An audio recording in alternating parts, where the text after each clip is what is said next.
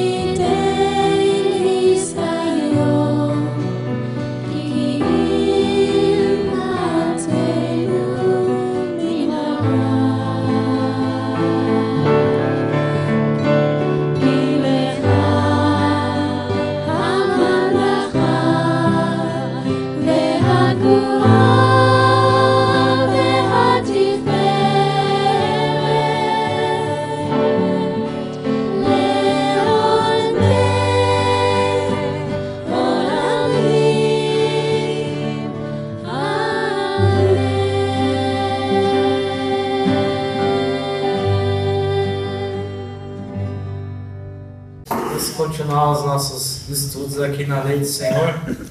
Vamos abrir então no livro de Êxodo. Continuando aqui o que nós já iniciamos, capítulo 30, versículo 11. Êxodo 30, versículo 11. O Shemot, seu nome em hebraico, no original. Está aqui fazendo uma breve oração para nós iniciarmos. Os irmãos podem ficar assentados mesmo, só curvem a cabeça e me ajudem em oração.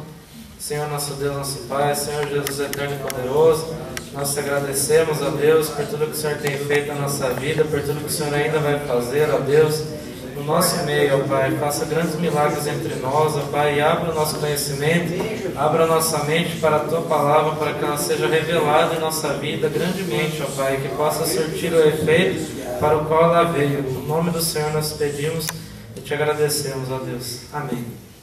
Queria agradecer a Deus por mais um dia de hoje que nós podemos ter a oportunidade de estarmos aqui na presença dEle. Também fazer um breve agradecimento por uma pequena providência, uma pequena grande providência que Deus colocou na minha vida aí, que eu estava vindo aqui servir a Deus na quinta-feira, ontem. Eu e a minha mãe, a gente estava saindo de carro de casa e eu coloquei ali a minha Bíblia em cima do carro, ali. Minha Bíblia com o meu caderninho aqui com todos os esboços aqui dos estudos.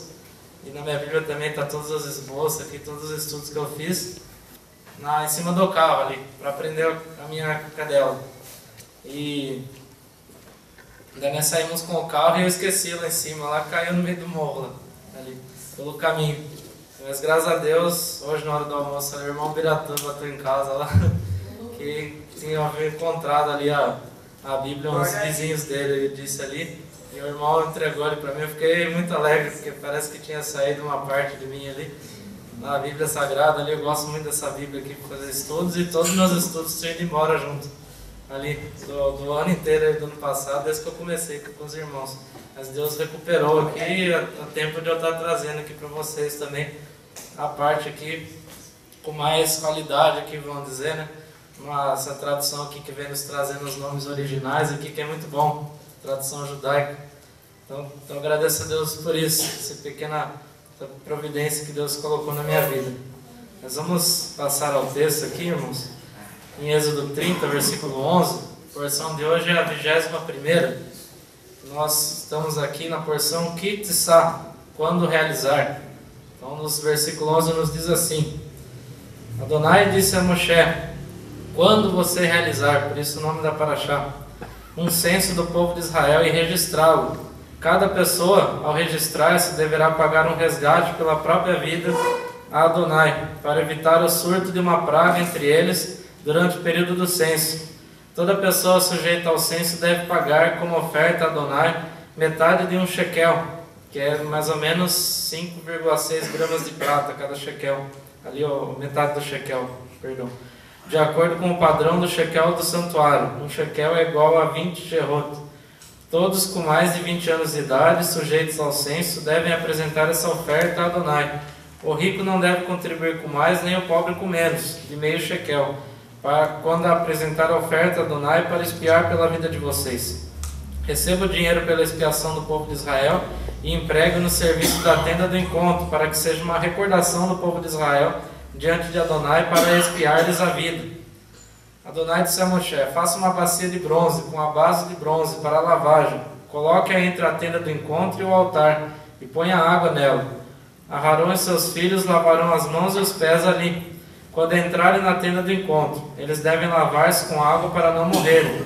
Também quando se aproximarem do altar para ministrar pelo fogo uma oferta a Adonai, eles devem lavar as mãos e os pés para não morrerem. Essa deve ser uma lei perpétua para eles em todas as gerações. Amém, irmãos? Até aqui.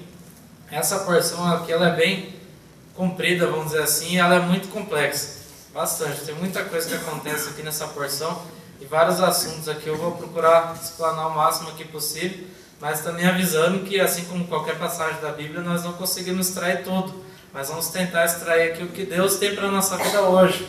Nós sempre oramos a Deus aí no início para que Deus fale conosco através do estudo da palavra dele, e com certeza ele nos falará, qualquer que seja a porção da Bíblia aqui que nós estejamos estudando, mas extrair o máximo é impossível. Nós sempre vamos estar ali, sempre lutando para poder extrair o máximo da palavra de Deus na nossa vida e sempre crescendo ali em direção à eternidade com Deus, mas nunca alcançando a perfeição no conhecimento, porque é uma coisa que nós sempre tenhamos que estar esforçados. Ninguém consegue todo o conhecimento do mundo, ninguém mesmo. Ninguém nunca conseguiu isso. Apenas Deus é quem conhece tudo. Todos os seres não conhecem tudo. Nós conhecemos em parte, como diz Paulo. Mas quando ele vier, será revelado ali o que nós necessitarmos na nossa vida. E essa passagem ela vai do capítulo 30, versículo 11, que eu iniciei aqui para os irmãos, e vai até o capítulo 34, versículo 35, aqui umas 5, 6 páginas aqui do texto sagrado. E ela inicia essa porção falando do censo do povo de Israel, ali, que Moisés, ali ordenado por Deus, deveria realizar um censo, ou seja, ele ia contar o povo ali, mas através de ofertas que o povo desse. Ali era uma oferta baixa, inclusive, era uma meio shekel ali, que era a moeda corrente ali na época, o shekel, que até hoje a moeda se chama shekel em Israel ali. Eles davam meio shekel ali, que não era muito nem para o pobre, muito menos para o rico ali. Por isso que os dois ali tinham que dar a mesma coisa. O sacrifício era diferente. O rico ele dava ali um carneiro, um boi, e o pobre ele tinha que dar as rolinhas, que eram aquelas pombinhos menores que existiam ali no deserto. Uns pombinhos pequenos ali, que era mais barato para eles trazerem para o templo ali. Mas agora nisso eles eram iguais. Mas por que Deus colocou isso? Isso seria usado no serviço da tenda do encontro, ou seja, no tabernáculo, que a gente veio estudando nas 2 ou 3 semanas aí passadas. Nós vamos estudando o tabernáculo ali, e aqui termina aqui os objetos do tabernáculo. Aqui a gente vai ver a bacia de bronze aqui, e o azeite da unção, que é diferente do azeite da menorá, e o incenso, que era para colocar no altar de incenso ali, para oferecer a Deus.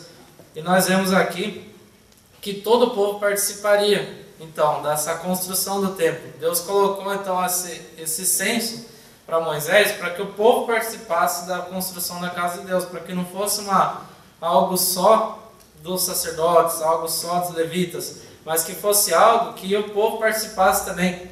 Assim como nós aqui na comunidade cristã local, aqui no nosso caso que é a Assembleia aqui de Amparo, nós contribuímos na igreja com nossas ofertas alçadas para missão, ou ofertas alçadas da própria igreja aqui, para quê? Para que todo mundo tenha parte na construção, para que todo mundo tenha parte nas coisas que nós temos aqui. Como o pastor disse aqui, que nós oramos aqui pelo templo, para o melhoramento do templo, reforma, isso daí tudo nós participamos, todos participam da obra, porque todos usufruem dela, então todos também devem participar da obra de Deus ali, a não ser que alguém que esteja se achegando aqui ao Evangelho, mas quem já está na casa de Deus deve participar também financeiramente, materialmente da casa de Deus, porque isso é justo, a Bíblia diz. Isso é justo, cada um segundo a sua condição, claro. Participa ali, assim como Paulo pedia ali, as pessoas traziam para quê? Para ajudar, às vezes, uma outra igreja que estava precisando, para ajudar na construção de algo, como nós fazemos aqui. Ali não era diferente. Para construir a casa que Deus ali escolheu para que ele se manifestasse ali em Israel, todo mundo devia participar também. Por isso essa oferta ali, para que todo mundo tivesse uma parte do templo.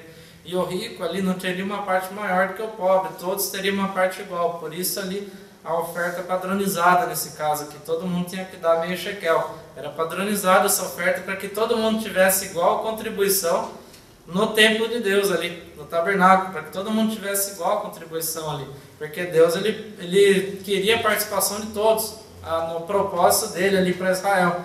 E depois ali, vem nos dizer no capítulo 30, aqui mesmo no versículo 17, da bacia de bronze também, que é o outro utensílio que era colocado no tabernáculo, a porta da entrada da tenda, ali no lado de fora ainda ali da tenda, depois do altar do holocausto, que nós vimos aqui nos modelos aqui que o pastor trouxe ali, o que eu trouxe também, ali os modelos do tabernáculo, então era na parte do pátio exterior ali, antes de entrar ali a tenda no lugar santo.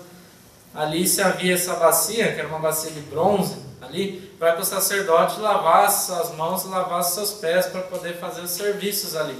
Era uma bacia, não era para se banhar todo ali, mas era uma bacia para que ele pegasse a água e limpasse as mãos e os pés ali, como um ritual de purificação ali, para que ele lavasse as mãos para que pudesse estar santificado, separado para Deus o serviço ali das ofertas, o serviço que ele fazia dentro do templo, dos sacrifícios e tudo mais. Ele precisava ter isso.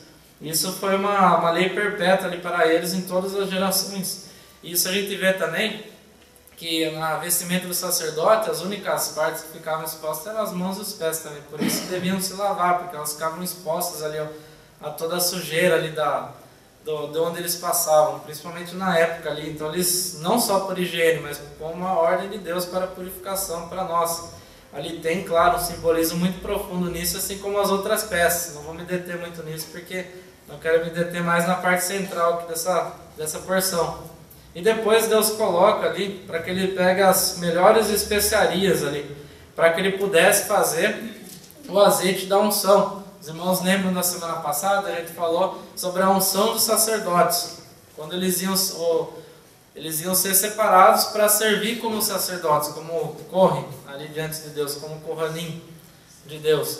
Eles eram separados através desse azeite ali, que era um azeite especial, não era só azeite ali. A gente vê que existiam perfumes junto com esse azeite, então não era igual ao azeite da menorá. O azeite da menorá era azeite puro, tinha que ser azeite puro, de azeitonas puras ali. Azeitonas ali é o que a gente chama hoje nas vendas do azeite extra virgem, né? O azeite mais virgem, que é aquele azeite que é mais prensado, para tirar todas as impurezas dele. Esse era aquele que ia para ser queimado no candelabro, menorá. Agora esse azeite que é da unção, ele era perfumado ali, para que pudesse fazer essa unção. Mas Deus ele coloca uma advertência muito grande aqui para todos. Aqui ele coloca, aqui ó, canela aromática para colocar, cana aromática, cássia, que era uma erva também ali, e azeite de oliva, para fazer o óleo sagrado da unção. Só que ele coloca uma advertência, que serve para todos nós também, que as pessoas que não se deve usar para outro caso. Olha lá, fale ao povo de Israel, esse deve ser um óleo sagrado de unção para mim, em todas as suas gerações. Ele não deverá ser usado para ungir o corpo de nenhuma pessoa. E vocês não devem fazer nada semelhante a ele, com a mesma composição de ingredientes. Ele é sagrado, vocês devem tratá-lo como sagrado. Quem fizer algo semelhante a ele ou usá-lo de alguma forma não autorizada, deverá ser eliminado do povo. Ou seja, ele faz uma advertência aqui, que nós vivemos isso no dia de hoje, porque hoje a gente confunde esse azeite aqui com o azeite da unção dos enfermos, que é diferente, não é o mesmo azeite aqui. Então ali, esse azeite especial era para consagrar coisas, consagrar ali coisas ao serviço de Deus e pessoas também. Então esse azeite era usado para consagrar o sacerdote, porque o sacerdote é consagrado, para quem não lembra, consagrado ou sagrado ou santo, que é a mesma coisa ali, é separado, ou seja, ele é separado para fazer uma obra específica ali, não para outra. Ele é para aquele tipo de obra. E ali nós vemos que os objetos do templo eram ungidos também, ali como consagrados para Deus, ou seja, ninguém podia chegar no objeto do templo ali e usar para qualquer outra coisa. Ninguém podia fazer isso, porque era separado para o serviço de Deus aqueles objetos lá. Agora existem pessoas que pegam azeite indiscriminadamente e ungem tudo. Isso nós vemos no dia de hoje. Tem pessoas que, tem igrejas infelizmente, que distribuem azeite para todos para ungir a casa, ungir a cama, ungir isso, aquilo, ungir o outro sem precisar. O azeite ali que fala na epístola de Tiago para os presbíteros ungirem os enfermos, ali é um azeite ali que tem duas possibilidades de ser ali. Ou era usado, que o azeite era muito usado na medicina da época, ele era o azeite ele era feito como emplasto, para passar nas feridas, para curar. Pode ser que seja isso, mas também tem uma outra possibilidade que eu creio mais também, é que o azeite ali, não era esse azeite que não era perfumado nem nada, era um azeite comum ali, um azeite virgem, vamos dizer assim, que era usado para simbolizar a unção do Espírito ali sobre a vida da pessoa e o poder do Espírito agindo sobre ela. Mas nós nunca devemos ultrapassar aquilo que está escrito na Bíblia. Então, se é para ungir os enfermos, então que unja os enfermos. E não fique usando à toa, para tudo quanto é coisa que a gente vê na cabeça. Não, isso daí, a gente está ultrapassando aquilo que foi dito na Bíblia. Porque não está dito ali, está dito que os presbíteros podem usar ali para unção do enfermo.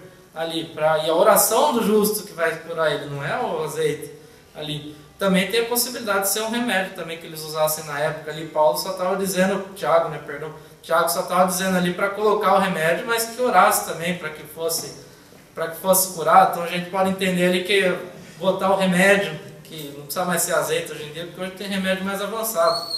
Antigamente era azeite porque a medicina não estava desenvolvida. Pode ser que seja essa possibilidade também ali de Tiago estava dizendo ali para colocar os remédios, mas que também orem além disso. Não fique só nos remédios, mas sim que ore a oração do justo salvará o doente também. Então tem essas duas possibilidades. Agora, usar para qualquer coisa, isso não. Usar para qualquer coisa, daí já é outra história.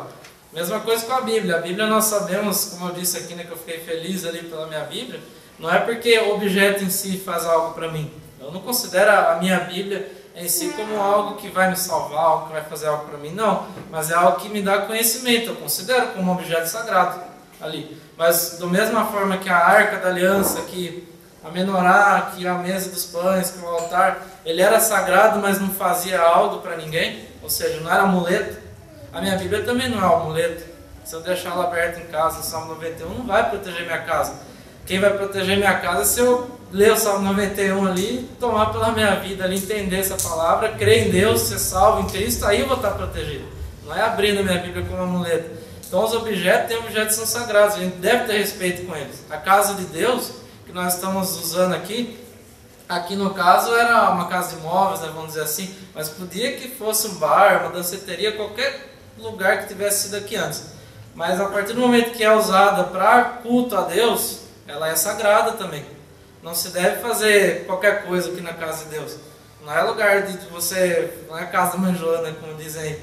É um lugar de respeito aqui. É um lugar de respeito. Você não se deve fazer aqui, muitas vezes, o que você pode fazer lá fora. É um lugar que você deve entrar com respeito. Não porque aqui vai fazer algo para você, não vai, porque Deus não mora aqui. Deus mora no seu coração. Deus não mora aqui nessa casa.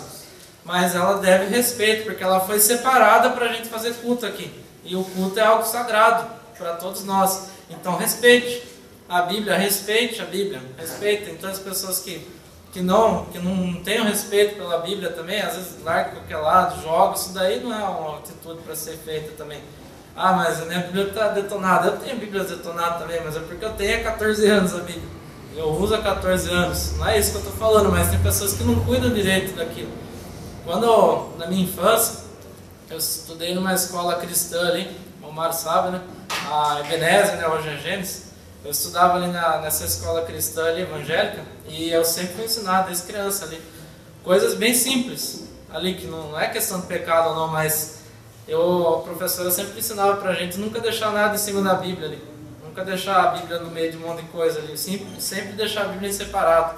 Para quê? Para que a gente aprendesse que aquele era um livro sagrado, não é para a gente respeitar o livro em si, mas respeitar o conteúdo dele, saber que aquele livro é sagrado. Então eu sempre fui ensinado desde criança, desde a minha infância, eu fui ensinado a separar a Bíblia dos outros livros, a não ficar colocando embaixo de tudo, deixando ali largado. Nunca fiz isso, porque desde criança eu fui ensinado a separar, não porque a Bíblia era um amuleto, mas sim pelo conteúdo e porque eu sei que ela é sagrada, um objeto sagrado ali. Do mesmo jeito que os nossos corpos são sagrados. O corpo, Paulo diz ali que vós sois o templo do Espírito Santo, então o seu corpo é sagrado. Então você fazer qualquer coisa com ele não é certo. Você deve fazer coisas santas, porque o seu corpo é sagrado. Você não deve fazer qualquer coisa com o seu corpo. E isso nós devemos cuidar, inclusive saúde. Se você não cuida da sua saúde, você não está respeitando o seu corpo, que é templo de Deus. Ah, não ligo para a minha saúde, faço o que eu quero, né? Como que eu quero. Não, a gente tem que cuidar da nossa saúde também. A gente está servindo a Deus cuidando da nossa saúde. Quando você cuida da sua saúde, faz um exercício ali se você pode, ter uma alimentação equilibrada ali. Não digo para comer só coisa saudável também não, mas sim saber dosar as coisas, não ser uma pessoa que sai fora do equilíbrio. Ser uma pessoa equilibrada, você está servindo a Deus com isso.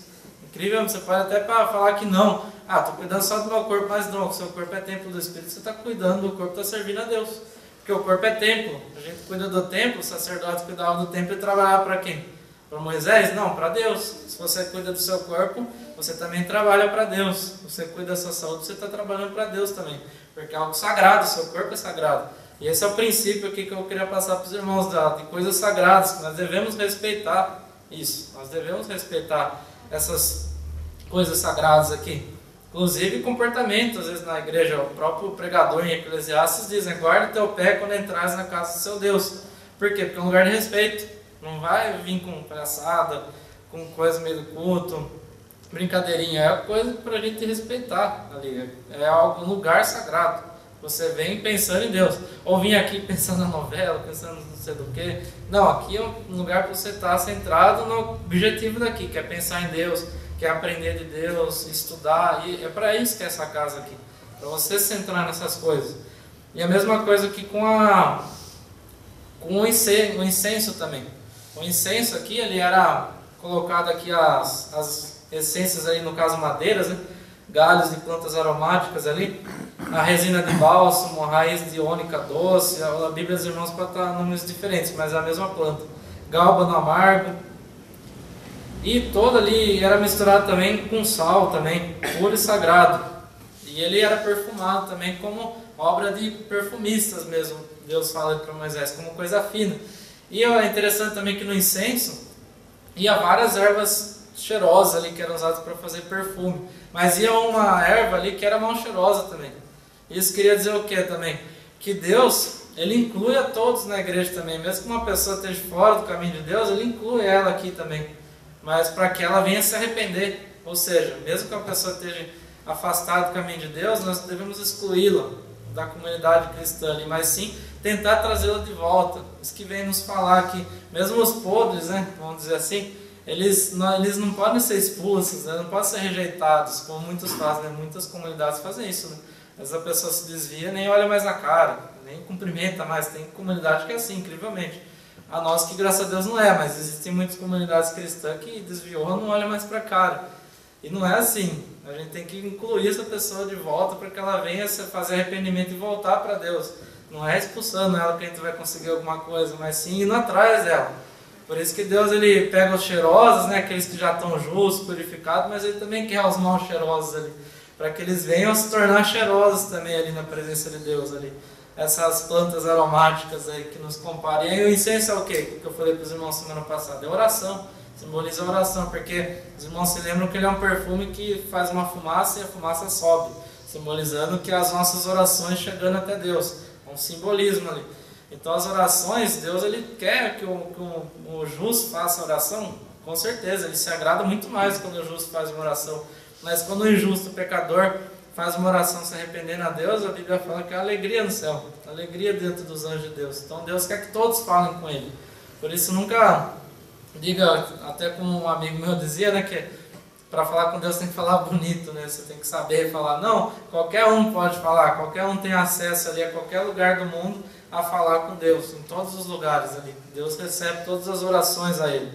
E no capítulo 31, seguindo com essa preparação do tabernáculo, ali encerrando essa parte, Deus separa pessoas para trabalhar no tabernáculo. Deus separa pessoas, Ele separa ali Betsael, que é o filho de Uri, neto de Hur, da tribo de Judá ali. Eu o enchi com o Espírito de Deus, com sabedoria, entendimento e conhecimento de todas as espécies de talentos artísticos.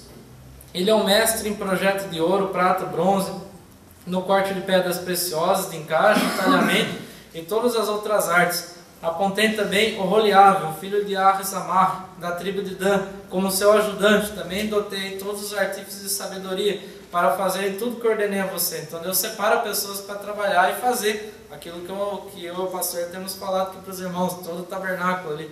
Agora Deus separa pessoas para fazerem o tabernáculo. E as pessoas eram pessoas cheias do Espírito de Deus.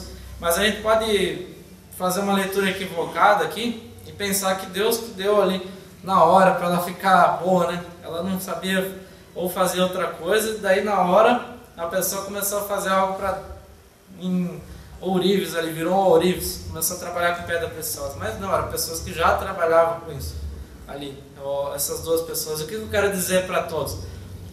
Algo que pode até chocar muitas vezes, mas é uma grande verdade no nosso meio, que se confunde muito essa questão de dons e talentos. Vou falar para os irmãos que o dom do Espírito Santo é realmente um dom. Profecia você não aprende, cura você não aprende, você tem ali, dado por Deus. Agora os dons ministeriais ali, pastor, diácono, presbíteros, claro que são inspirações de Deus ali na sua vida, mas quem busca é você. O dom do Espírito Santo nós buscamos em oração, mas a gente não vai treinando ser profeta, ninguém faz isso. A gente simplesmente recebe o dom da profecia, recebe o dom da palavra da sabedoria, os dons da cura, o dom de discernimento de espíritos, a gente recebe eles, a gente não aprende a ter. Agora, as obras, nós aprendemos sim. Então, eu quero pregar. Por que eu falo isso? Porque tem muita gente frustrada na igreja porque acha que não tem dom, não tem talento. Vou falar para você uma coisa, talento não existe. Talento não existe, é uma mentira que contaram para vocês. Por quê? Porque o talento, que a gente fala que é talento, ele vem quando alguém se esforça, com a ajuda de Deus, com a inspiração de Deus, inclusive. Deus inspira o que? Ele coloca uma vontade no seu coração. Por isso que Deus, ele dá o dom do missionário, mas não é porque ele faz o missionário ali na hora, não. Deus coloca o que no coração do missionário? Um desejo de ser missionário. Daí o que o missionário vai fazer? Ele vai buscar mais a Deus. Ele vai começar a pesquisar sobre as nações. Ele vai começar a ir atrás das coisas. E aí Deus vai ajudando ele. Deus vai estar auxiliando ele. Alguém da música, você pode falar assim, alguém que toca música. Essa pessoa tem o dom da música? Não tem. Ela foi atrás, se esforçou, ela gosta daquilo. O meu pai, ele é músico. Ele gosta muito, desde sempre ele gostou da música. Ele é um bom músico hoje, mas depois de anos e anos de prática ali. Então você pode falar hoje para ele, ouvindo ele tocar, falar que ele tem o dom, mas não, ele foi atrás. Você pode até falar, alguém tem dom de ensinar, mas a pessoa lê livro desde criança, ali atrás de conhecimento.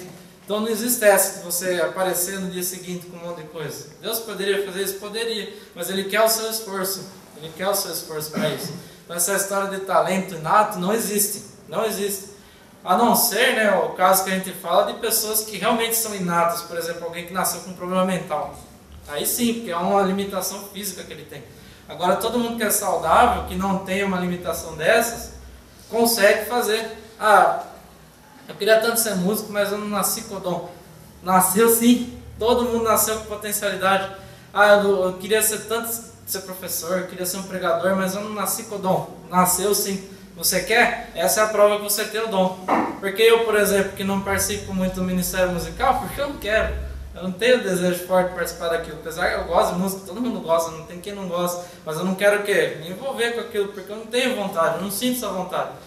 Deus pode colocar mais pra frente essa vontade em mim, mas agora eu não estou com essa vontade do Ministério do Louvor. Agora tem gente que ama, né? Tem gente que eu vejo na igreja que ama o louvor, ama tocar, ama cantar. Eu já gosto de cantar para mim mesmo, para só Deus ouvir. Agora tem gente que gosta de cantar aqui no culto, acho bonito. Isso é o dom. Não é o jeito que ela canta, se canta pior ou melhor, mas sim o desejo que ela tem de cantar. Esse é o dom que Deus deu para ela, o desejo que ela tem, não é a capacidade. Porque a capacidade vem com o tempo, se ela buscar. Por isso, se você quer, né, falar, tem gente que fala, eu quero ser um grande cantor, um grande pregador, mas não faz nada, você nunca vai ser. Nunca vai ser. Agora, se você for atrás, você vai conseguir. A gente pergunta, Lucas, como é que você sabe essas coisas? Eu leio desde 4 anos de idade, eu leio o livro. Desde meus 4 anos de idade, eu leio ali, minha mãe me ensinou a ler. Eu cheguei na escola lendo já. Ali, minha mãe sempre me deu livros ali, eu devoro o livro até hoje, para saber aquilo que eu sei aqui. Então não é uma coisa que eu recebi, assim, uma revelação, veio o anjo assim, um dia na minha casa ali, veio e me deu conhecimento. Não é. Ali, eu fui desde pequenininho, eu peguei o conhecimento ali. Não só o conhecimento da Bíblia, eu tenho conhecimento fora também, ali, na matemática, nas ciências, eu gosto daquilo. Eu tenho conhecimento fora, mas não é uma coisa que eu nasci com o dom. Ninguém nasce com o dom para ser médico, ninguém nasce com o dom para ser advogado. A gente busca isso. E Deus, Ele ajuda a nossa vida com isso. Ele nos dá força para continuar. Então essas pessoas que foram separadas por Deus para ter esse talento artístico para fazer as obras de pedra preciosa, não foram pessoas que foram um anjo de Deus lá e deu para elas o dom.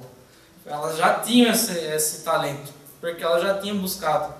Você vê, por exemplo, os grandes jogadores ali de beisebol, de futebol, quem você quiser ali, tanto do esporte, quanto da ciência, quanto daquilo que você vê, pessoas recordistas mesmo, você vê que essas pessoas, elas se esforçaram no máximo. O maior jogador ali de beisebol do mundo, ele saía da escola ali e já ia para a quadra já treinar, já, sozinho ali, às vezes, com ninguém ali, mas ele ia lá, pagava com o dinheiro que a mãe dele dava para o lanche, esqueci o nome dele. O dinheiro que a mãe dele dava para o lanche, ele pagava alguém para jogar bola para ele rebater. Ali você fala, ele tem o dom? Não, ele foi atrás. Ele se esforçou. É isso que Deus quer na vida da gente. Então não acha que nada é impossível. Você tem potencial, você tem que desenvolver esse potencial. Existe o ato e o potencial. O potencial é o que você pode fazer, o ato é aquilo que você está fazendo. Enquanto ficar no potencial, não vai acontecer nada. Agora, se você fizer o seu potencial virar ato, aí vai ter alguma coisa. Você pode sim. Muita coisa exige muito trabalho. Então não acha que as coisas venham fácil. Por isso que às vezes tem pessoas até que não gostam do que eu falo, mas eu falo a realidade, porque se eu falar aqui fantasia para os irmãos não vão saber viver depois.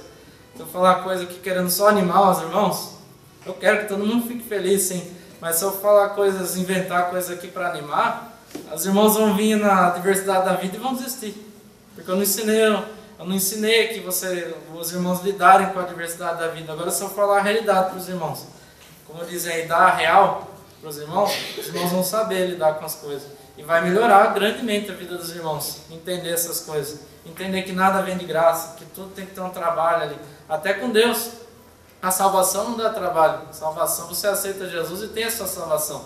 Agora, se você quer conhecer mais a Deus, é trabalho. Se você quer conhecer mais profundamente a Deus, você quer ter mais experiência com Deus, não é fácil não. Dá trabalho.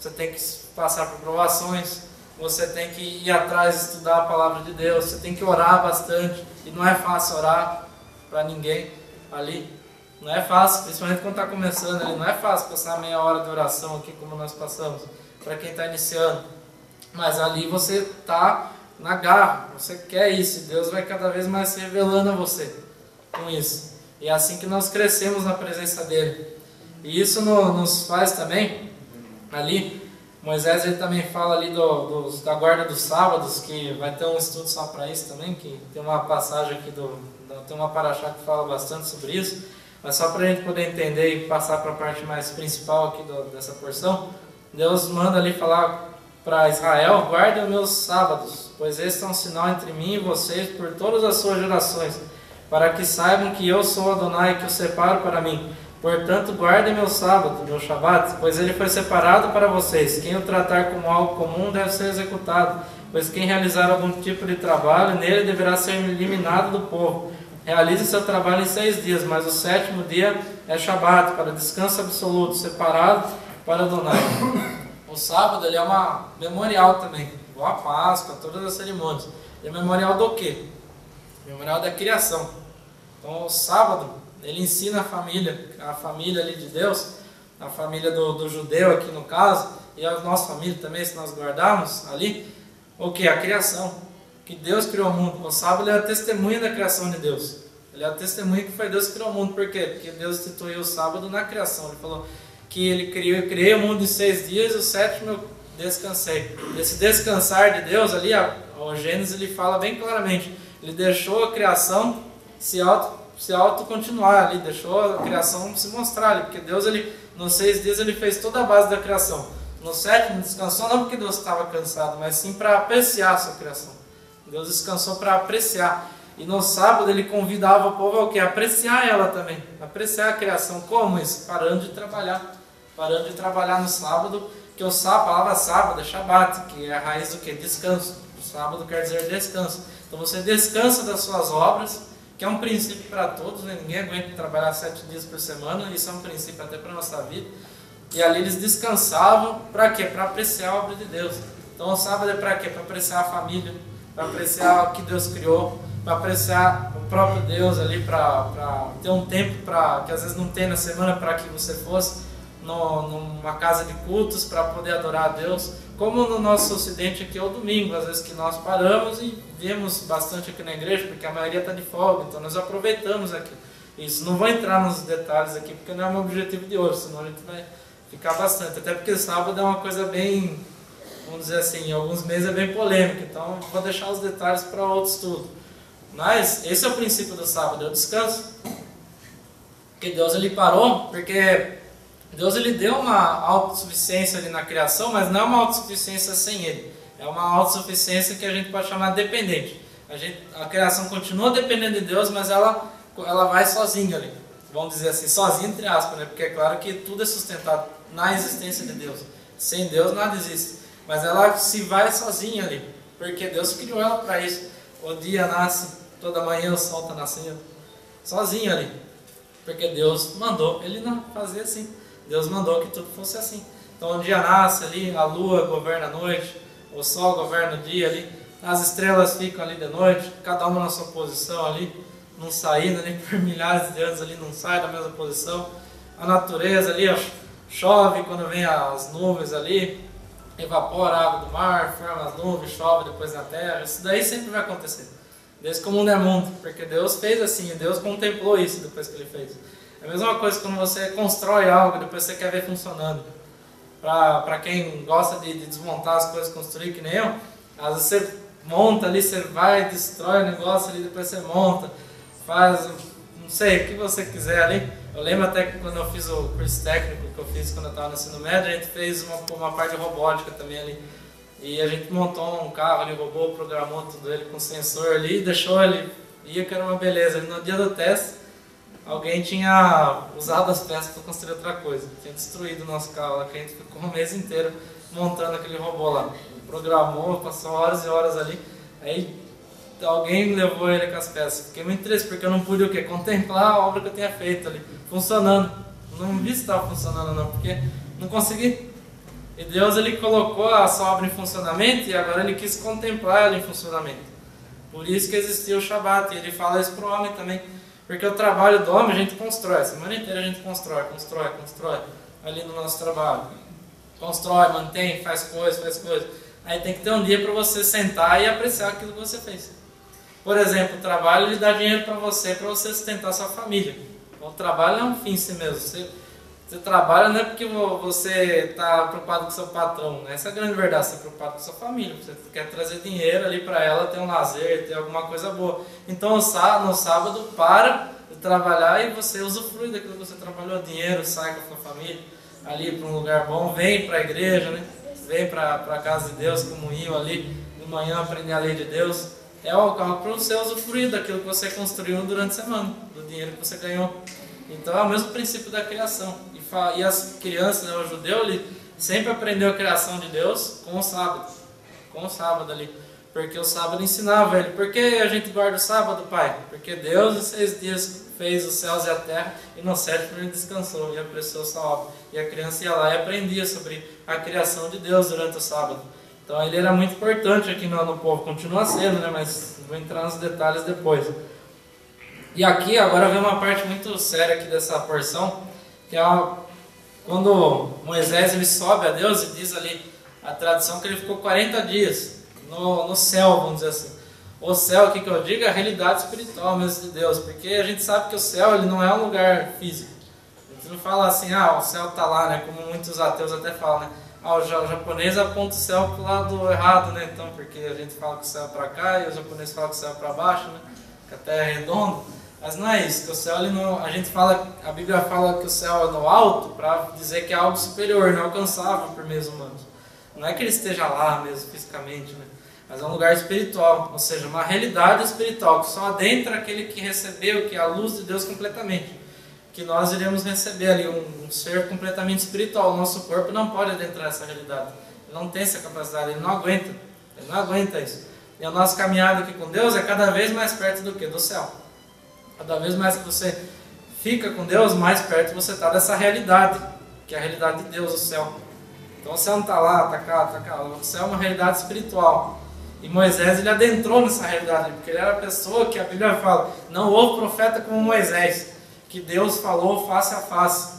E face a face ali, irmãos, entendam que não é um antropomorfismo de Deus, que Deus tem rosto, Deus tem mão, não é isso. Porque a Bíblia fala que Deus é Espírito, Ele é onipresente. Como é que alguém onipresente pode ser ou como a gente imagina uma pessoa, um homem barbudo sentado no trono? Não, que as pessoas imaginam isso, né? As pessoas lá fora sempre falam disso. A mão de Deus ali, o braço de Deus, isso é para que a gente entenda o que está acontecendo. Até existe um dito no Talmud, que é a tradição oral judaica, no tratado da ética dos pais, porque a avó que fala assim, falou a Torá conforme a língua dos seres humanos, ou seja, falou a lei de Deus conforme o jeito que você entende. E o jeito que você entende, se fosse explicar o mundo espiritual, irmão, ninguém ia entender. Então o que precisou? De figuras aqui que a gente conhece, mão, braço, pé. Quando Deus dá uma visão para um profeta, Ele não mostra o mundo espiritual para o profeta, Ele mostra coisas que o profeta conhece para que ele entenda o mundo espiritual. Você vê ali Ezequiel, por exemplo, ele viu ali os anjos, aí você fica até embaralhado a cabeça, porque havia uma esfera ali, e os anjos estavam acima dessa esfera, e eles tinham 4 faces, e tinham 4 asas, e as asas de baixo cobriam os pés, as asas de cima cobriam o rosto. Isso daí é algo espiritual que estava sendo explicado para o profeta de uma maneira que ele entendesse, de uma maneira que ele pudesse entender. Não vou falar que é fácil, porque essa visão das carruagens de Ezequiel é uma das mais difíceis de interpretar da Bíblia, que é uma que mais tem figura. Ela e o Apocalipse é uma das mais difíceis de interpretar da Bíblia. O Gênesis, capítulo 1 até o 4, é o mais difícil de interpretar da Bíblia também, porque tem muito simbolismo ali, inclusive na tentação do homem, na queda do homem, tudo. Não é fácil não, mas é algo que Deus colocou do jeito que a gente entende.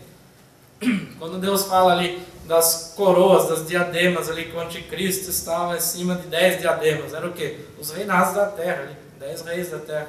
Então ele via uma besta que tinha 10 chifres ali, no meio deles surgiu um outro chifre ali, que seria o anticristo ali, que falava blasfêmias contra Deus, e os outros chifres ficaram sobre a autoridade dessa. Isso aí você fala, nossa, o que está acontecendo? Mas é de um jeito, uma visão para que você entenda. Então Deus fala ali com Moisés isso, que Deus falava face a face com Moisés. Por quê? O que isso quer dizer? Espiritualmente falando, não é que Deus mostrava o rosto para Moisés, até porque nenhum mortal pode ver a Deus. A Bíblia fala claramente isso daí. Nenhum homem mortal viu a Deus e sobreviveu. Ninguém pode ver a Deus. Ver a Deus ali face a face é ver Ele em toda a sua realidade, ali. Ver Ele em toda a sua completude. E Moisés não é que ele viu Deus em toda a sua completude, mas sim que Deus não precisava de intermediário para falar com ele. Porque é por isso que fala ali que nenhum profeta foi como Moisés, a quem Deus falava face a face. Por quê? Porque os outros profetas Deus enviava anjo para falar, que é um intermediário, um mensageiro. Agora com Moisés não tinha anjo. Com Moisés era Deus que guiava o povo. Deus falava direto com Moisés. Moisés ouvia pelo Espírito Santo de Deus. O Espírito Santo, que é o próprio Deus, né? Não é a outra pessoa, é o próprio Deus, o Espírito Santo, ali falando ali com Moisés.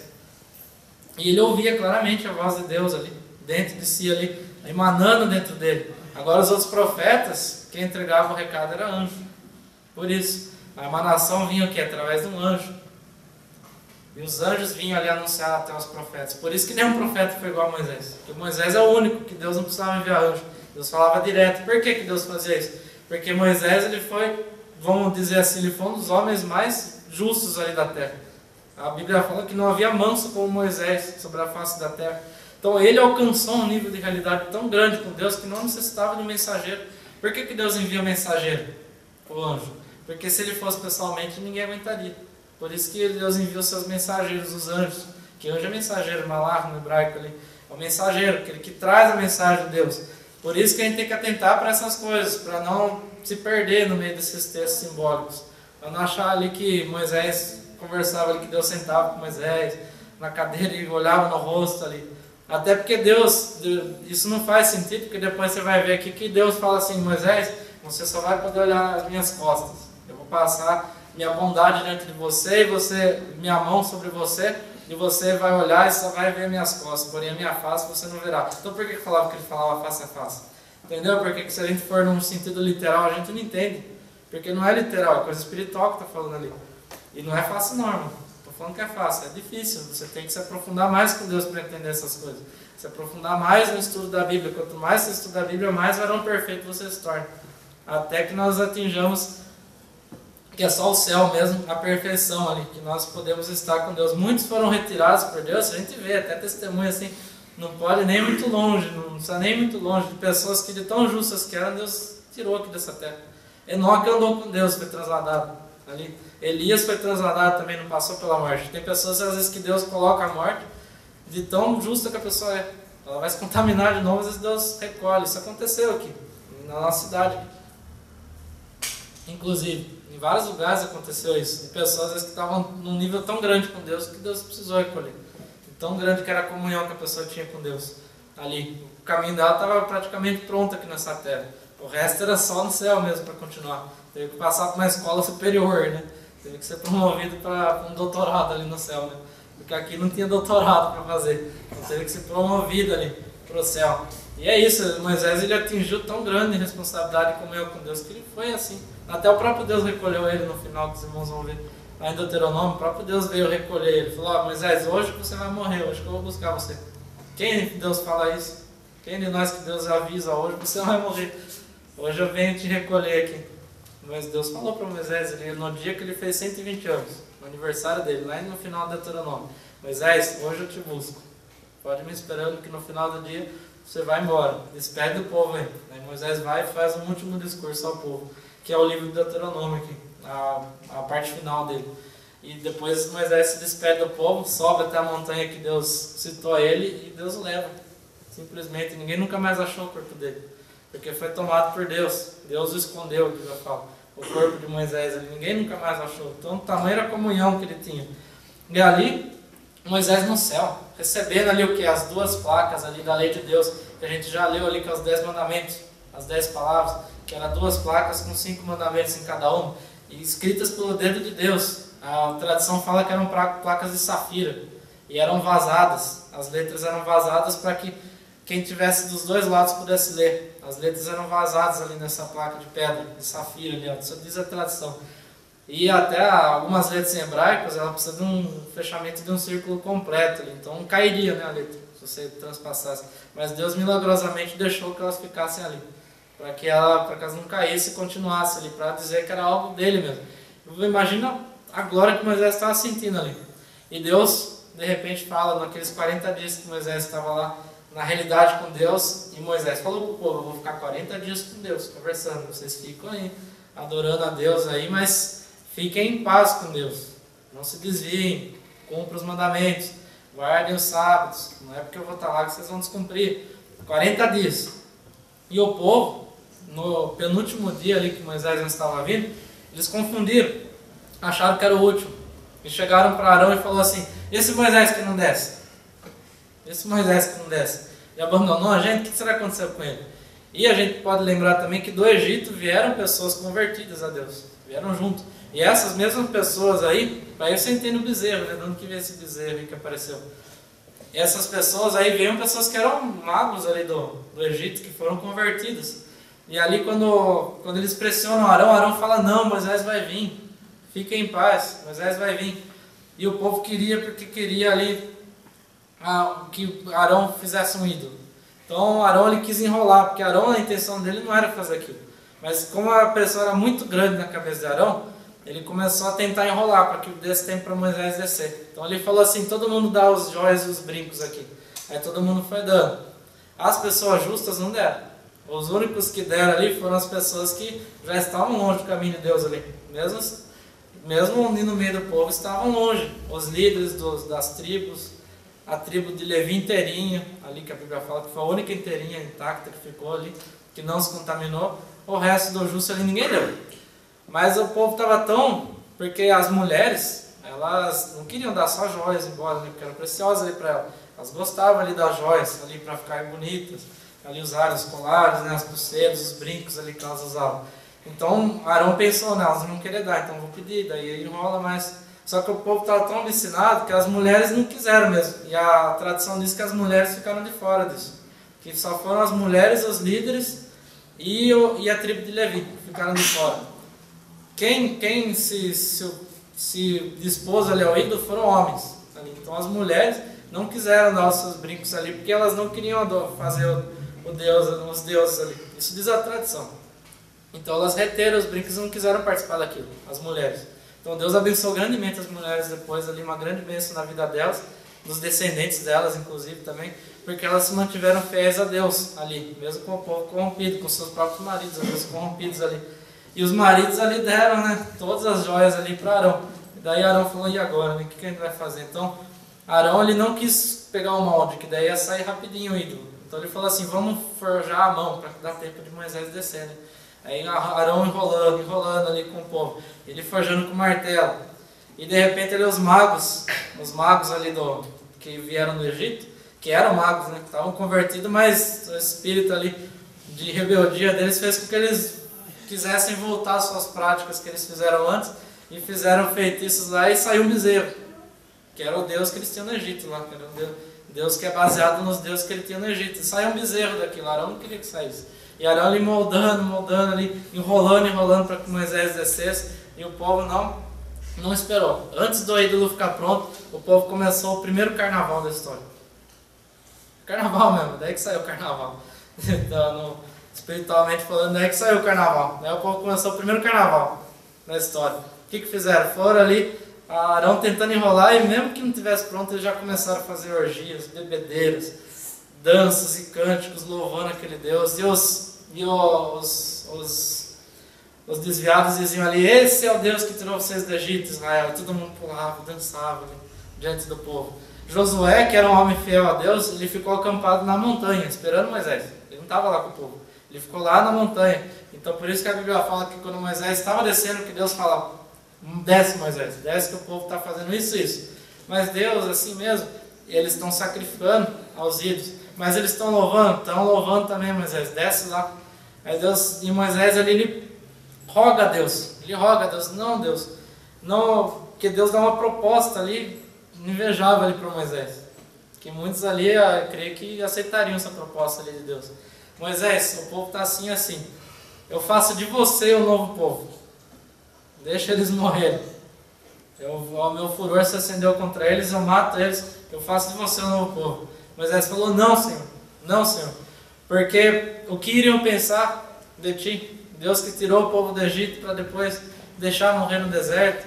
Os profetas lá do Egito, os magos lá do Egito falaram que o povo ia perecer no deserto, agora o Senhor vai fazer perecer. Moisés ali tentando a todo custo, com todas as forças, defender o povo. Esse é o líder verdadeiro. Você acha que Deus deu essa proposta porque Deus queria que ele aceitasse essa proposta? Não, foi para provar o coração de Moisés que Deus deu essa proposta. A gente lê, a gente acha que Deus muda de ideia, né? Não, Deus não muda de ideia, irmão. Deus estava falando aqui para provar o coração de Moisés. Porque o mal para o cristão é bem. Porque vem uma tentação na sua vida, como uma tentação pode ser boa? Porque na tentação você tem a chance de mostrar para Deus quem você é. E essa tentação acaba sendo boa, se você é um fiel a Deus. Se você não é fiel, acaba sendo ruim. E daí você acaba caindo na tentação e pecando. Mas pro justo, a tentação é boa. O mal vem pro bem, pro justo. A tentação vem para o bem, para a vida do justo, porque daí você mostra para Deus. E Jó, não passou tudo aquilo? Mostrou para Deus quem ele era de verdade. E Moisés também, com essa proposta tentadora. Larga esse povo teimoso que eu faço de você um novo povo. Ele podia falar sim, aceito Deus. Mas ele falou não aceito Deus. Tenha misericórdia desse povo, Deus. Aceita o perdão deles, eles vão se arrepender. Olha Deus, eles saíram do Egito agora, eles ainda estão com idolatria no coração. Eles vão se arrepender, Deus. tenha misericórdia, Deus, ali clamando a Deus. Esse é o verdadeiro líder. E ele foi provado por Deus, passou na prova. Ele falou, não, Deus, os patriarcas, Abraão, Isaac e Jacó, não fariam isso. Não fariam isso. Eu também não vou fazer. Eu sou fiel a Ti, esse povo, o Senhor deu os meus cuidados. Então eu vou com esse povo até o fim. Inclusive no final, ali, quando ele sobe de novo pedir perdão a Deus, Deus fala, eu vou matar ali, eu vou destruir. E que ele fala, então risca o meu nome do Teu livro, Deus. Ele é tão ousado a ponto de falar isso, porque ele estava desesperado para salvar o povo. Esse é o verdadeiro líder. Aquele que se sacrifica, que o Jesus falou, né, João 10. Eu sou bom pastor dá a vida pelas suas ovelhas. O bom líder faz o quê? Dá a vida pelas suas ovelhas. E Moisés era um bom pastor, como diz Jesus ali. O bom pastor dá a sua vida pelas suas ovelhas. Pronunciando até Jesus, que deu a sua vida mesmo. Como Moisés ali estava disposto a dar. Do mesmo jeito que Jesus deu a sua vida por nós ali. Moisés estava disposto a dar a sua vida para que o povo fosse salvo. Risca do teu livro, Deus. Você teria coragem de falar isso para Deus? Me risca do teu livro, não me salva mais. Me tira aí do seu rol de salvação. Fecha ali a minha entrada no céu. Porque eu não quero mais. Se o Senhor destruir esse povo aqui. Agora fica esse povo comigo. Tenha misericórdia deles, Senhor. Eles são de coração duro, mas eles vão se arrepender, Senhor. Eles vão se arrepender. E Moisés ali clamando a Deus. E Deus ali ouve essa oração de Moisés. Se não fosse Moisés, o povo estava perdido. A oração de um justo pode muito seus efeitos. A oração você pode salvar a vida de alguém. Moisés salvou um povo com a oração. Moisés salvou a vida de um povo. E nós aqui estamos orando por quê? Pelos povos lá fora. Pelos missionários ali alcançando os povos. Pela sua oração um povo pode ser salvo. Um povo todo ali. A sua oração a Índia pode ser salva, a China pode ser salva, o Paquistão, o Irã, todos esses países aí podem ser salvos pela sua oração. Assim como Moisés rogou, não destrua, Senhor, tenha misericórdia, leva a palavra até eles vão se arrepender. A gente está aqui fazendo a mesma coisa, aqui. Orando a Deus, esquecendo nosso problema de casa, nosso problema pessoal, e falando, Deus, salva os missionários. Ali, ajuda os missionários a salvarem as almas ali, salva eles da adversidade, salva eles do perigo, Senhor. Abre o coração das almas. Depois na segunda parte ele roga pela gente, roga ali pelas almas. A sua oração pode fazer grande diferença na vida de alguém. Assim como Moisés salvou todo o povo através da oração. E esse povo nos trouxe aqui a palavra que você está ouvindo hoje. O povo que Moisés salvou ali, pela oração dele. Pela oração dele a Deus, salvou aquele povo que nos trouxe aqui. Deu origem a quem? Ao Messias Jesus. Que depois nos salvou aqui, carregando ali a linhagem do Messias. Deus sabe o que ele faz, irmão. Deus sabia já a resposta de Moisés. Mas ele teve prova ali dele, que ele provar que ele verdadeiramente era um justo. Então cada vez mais que você trilha, mais perto você fica da realidade de Deus ali. E Moisés sempre ali clamando a Deus pelo povo, intercede ali. Então Moisés ele desce com as tábuas na mão. Ele tinha levado ali as tábuas de Deus. E ele chegou ali, como eu disse, Josué estava acampado esperando ele. E ali até a tradição diz que o maná chegava bem onde Josué estava, pela fidelidade dele. Mesmo que ele estava fora ali do povo. E ali ele se encontra com Josué, e Josué fala assim, Moisés, você não está ouvindo clamores de guerra? Aí Moisés fala para Josué, não Josué, isso não é clamor de guerra não, isso é música. Eles estão adorando o Deus ali, eles estão adorando o ídolo. Aí eles desceram lá e Moisés viu tudo aquela algazarra, aquele carnaval mesmo. Aquele carnaval, que carnaval é o quê? Carne à vontade, né? Carne e aval. Carne à vontade, não estou dizendo por rima, não, a palavra latim mesmo, né? Carne, aval. Aval é aquilo que é à vontade, carne à vontade. Ou seja, você fala o que você quer da sua carne. O carnaval não tem orgia, sexo ali sem proteção nenhuma, sem distinção nenhuma. Um que fica com o outro ali, bebedeira até não acabar mais. Isso aí que é carnaval. Ele foi o primeiro carnaval ali. E Moisés vendo esse carnaval, ele se ira muito no seu coração. E ele diz, e ele pensa consigo, creio eu, né? Creio eu que ele pensa consigo. Esse povo está preparado para receber essa palavra? Porque, pensa bem, quanto mais conhecimento, mais responsabilidade. Então, porque eles estavam recebendo a lei de Deus. Eles iam ser muito mais punidos se tivessem com a lei de Deus. Então, o que Moisés faz? Com toda a sua força, ele quebra as tábuas ali, que Deus deu para ele ali. Deus, com toda a sua força, ele maia ali aquelas tábuas no chão e quebra aquelas tábuas, para que o povo não sofresse maior condenação, segundo a minha visão. Ali, que eles tentando proteger o povo ali até a última hora, mas sim irado. Ele chega para Arão irado, ali, Arão, por que você ajudou esse povo a fazer isso? E Arão, não, mas eles ficaram me pressionando ali. E agora, ajunta todos os justos aqui. Moisés chega no meio daquele algazarra todo e fala: quem é pelo Senhor, vem até mim. E veio só a tribo de Levi. Os levitas vieram todos ali, se apresentaram diante de Moisés: eu só pelo Senhor. Então Moisés diz: aqueles que foram avisados, mas que pecaram adorando esse ídolo, saca a sua espada e vai lá executar. Mas não era execução ali à toa, tinha pessoas que tinham testemunhas ali. As pessoas que tinham testemunhas, que tinham visto, que tinham avisados, que na lei ali, na lei que eles faziam no tribunal, pelo menos 2 testemunhas deveriam ter avisado a pessoa, e ela ignorou esse aviso, fez o pecado, e 2 testemunhas viram, pelo menos 2 testemunhas viram ele pecar para ter sentença de morte. Se não fosse isso, não teria sentença de morte, era muito complicado alguém morrer. Mas naquele dia morreu 3.000 homens, 3.000 homens ali, com toda aquela algazarra lá. 3.000 homens que estavam ali se prostrando diante daqueles ídolos lá.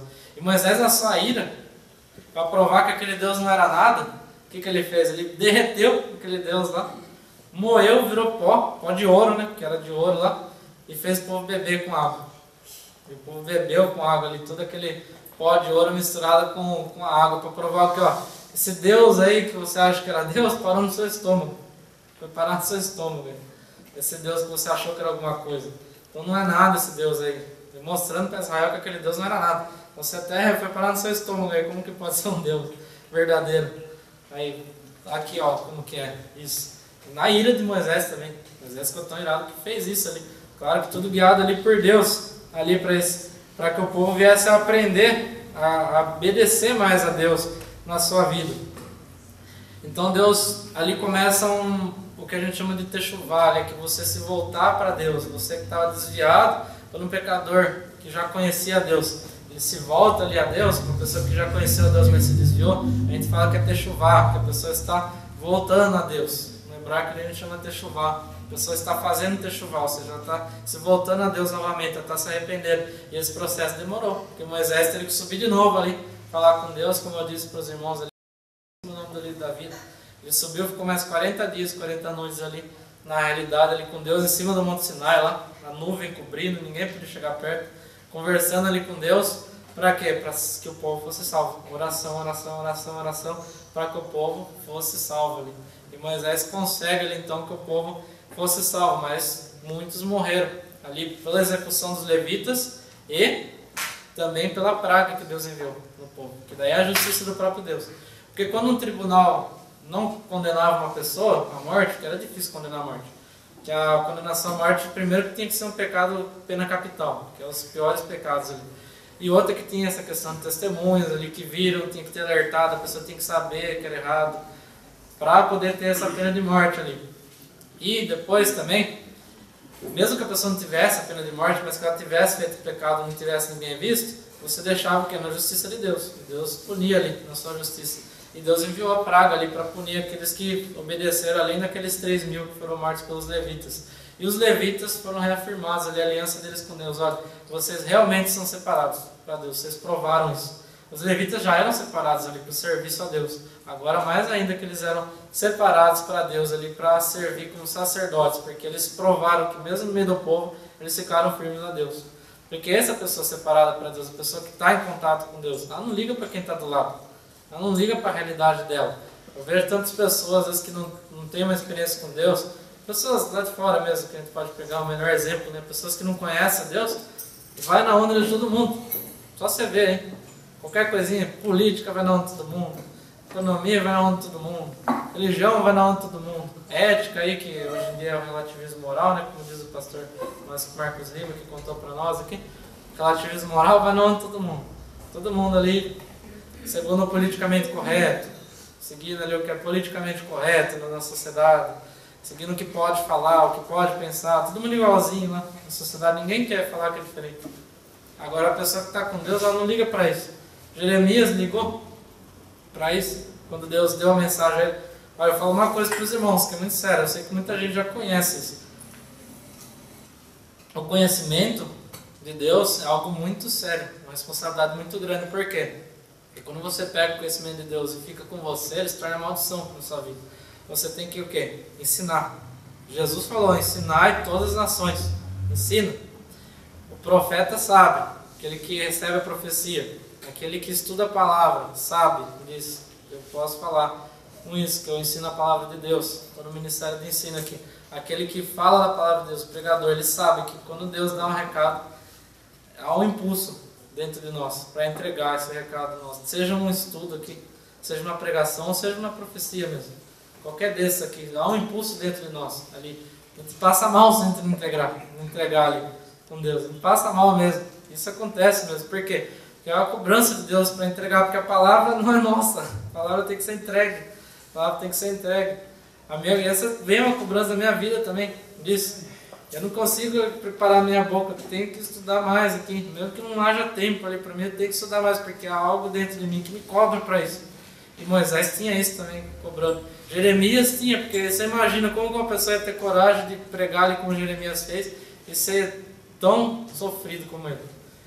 Jeremias não, todos os profetas sofreram, foram apedrejados. Jeremias ali foi jogado na cisterna ali, no meio ali dos bichos ali, largado ali numa fossa de água, né, as cisternas ali do deserto. Por quê? Porque ele falou a palavra de Deus. O que Deus falou para Jeremias, para Ezequiel também, e para os vários profetas ali? Não temas diante dos homens, que eu estou contigo. Por que Deus falou isso? Porque os homens iam fazer mal para eles. E os homens fazem mal, tentam fazer mal para todo aquele que leva a palavra de Deus, mas o impulso nosso de levar a palavra é muito maior do que isso. Amém, irmãos? Tem? Deus possa abençoar os irmãos. Irmãos, estuda aí o resto também, que tem essa paraxá bem comprida, irmãos. Não ia dar tempo de passar tudo mesmo, mas o que é o principal que eu queria passar eu consegui, irmãos. Então, vamos ficar de pé para a gente fazer uma oração, a gente passar aí para a segunda porção da vigília.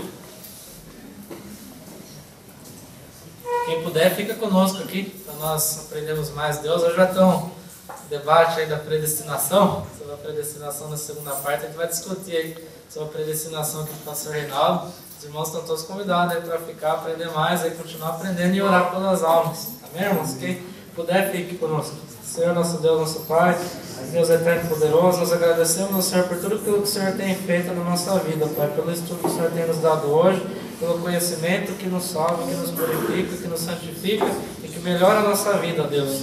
Que a Tua verdade flua através de nós para que a nossa vida melhore, para que nós podemos melhorar a vida de tantos outros, ó Pai. E que esse impulso de falar da Tua palavra esteja no coração de cada um, ó Deus. Nós pedimos e agradecemos o nome do Senhor Jesus. Amém. Amém.